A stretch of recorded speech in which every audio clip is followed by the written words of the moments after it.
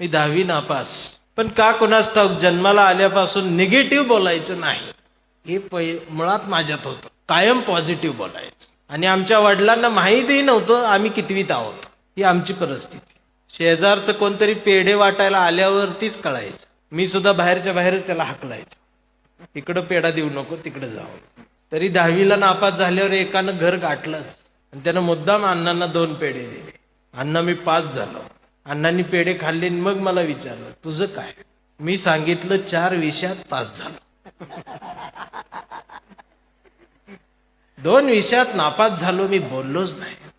Positive बोलायचं.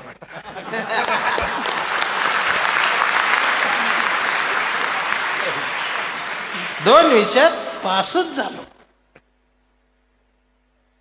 मग अण्णा म्हटले उद्यापासून कॉलेज असेल. म्हटलं त्याला 6